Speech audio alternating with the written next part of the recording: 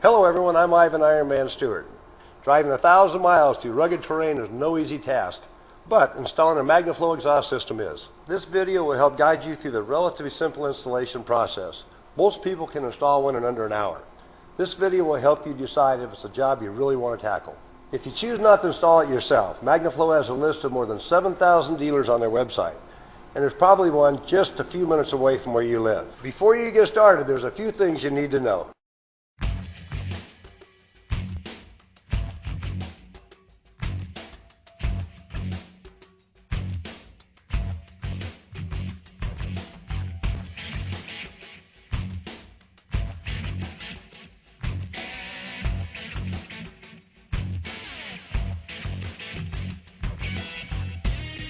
After your system arrives, take a moment to match up the parts list with the items you received. Obviously, it's important to verify that everything is in the box. After you've done that, take a moment to gather the tools you need. Are you sure you have all the tools you need? Nothing's more frustrating than starting a job and having to make a parts run mid-project. And don't forget to have a pair of safety glasses on hand. This installation is a bit more complex, so it's a really good idea to read through the included instructions from start to finish to get an idea of the size and scope of the job, and you'll need to refer to this drawing often. That's right, you'll actually need to look at the pictures on this one. Once the vehicle is elevated and the drivetrain is cool to the touch, you can begin. If the vehicle is a four-wheel drive model, you'll need to remove the transfer case rock shield as shown in the printed instructions. Don't lose any of the hardware as you'll need it later. You should also remove the passenger side upper stabilizer bar mount bolt and loosen the lower bolt as shown in diagram 3. This should allow the bar to swing out of the way. Next, remove the lower mounting bolt on the rear shock as shown in diagram 4 to allow it to swing clear. Unbolt the clamp attaching the muffler and tailpipe assembly to the catalytic converter.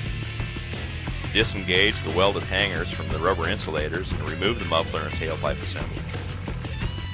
Next, unbolt the converter from the downpipe at the 2-bolt flange and remove it. Remove the 2 nuts securing the transmission to the cross member, then raise the tranny about ½ inch as shown in diagram 5 using a transmission jack. Once this is done, you should temporarily remove the cross member, which will help you get the downpipe out. If the vehicle is an automatic, you'll need to lower the tranny about 8 inches to allow you to get the downpipe off. While you're doing this, you should also temporarily remove the transmission fluid dipstick and dipstick tube to make room for removal and reinstallation of the downpipe. Once the dipstick and tube are removed, go ahead and loosen the V-band clamp that connects the downpipe to the turbocharger as shown in diagram 6. Once the clamp is loose, you can twist the downpipe off of the turbo housing and then allow it to rest on the turbo housing for now. Go back underneath the vehicle and remove the downpipe now that you have sufficient clearance. Now that the old system is off, we can install the new system.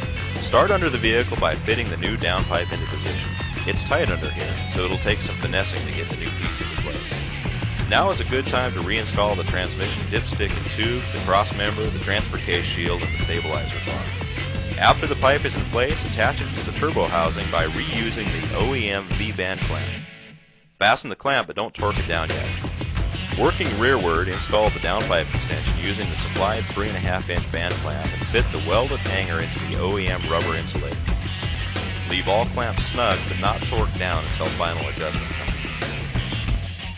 It should be noted that the crew cab long bed models use all the pipes listed in the instruction sheet, including the 43-inch extension, the 18-inch extension, and the downpipe extension. Extended cab long bed models don't use the 18-inch extension. Shorter wheelbase models, such as the standard cab long and short bed models, may need to trim the 43-inch extension pipe for a proper fit. Once you've determined which extension you need, install it using the supplied 4-inch clamps. Then it's time to install the muffler and tailpipes using the supplied 4-inch hanger clamp and adjustable T-clamp as shown in diagram 1. And we're almost done. Now we need to go back and make sure the system has enough clearance around the frame and bodywork. Leave at least ½ clearance all the way around. Start tightening fasteners from front to rear and leave that turbo V-band clamp for last. Once you're done tightening all of the other fasteners, reinstall the passenger side rear shock. Make sure that turbo V-band clamp is tightened down. Once you're completely satisfied with the installation, start it up and listen for leaks. Adjust if necessary. After that, take the vehicle out for a test drive to listen for leaks or clearance issues. It also helps the computer learn the new airflow characteristics and will unlock the maximum amount of power. You'll probably notice a peculiar odor for the first couple of days. This is normal. It's simply the oily residue from the muffler packing material that dissipates after a few heat cycles. The final step is to fill out your product registration card, which also serves as your warranty card, or, better yet, go online to www.magnaflow.com, click on Tech Tips, then select the warranty registration option. Thanks for watching, everyone. For Magnaflow Performance Exhaust, I'm Ivan Ironman Stewart.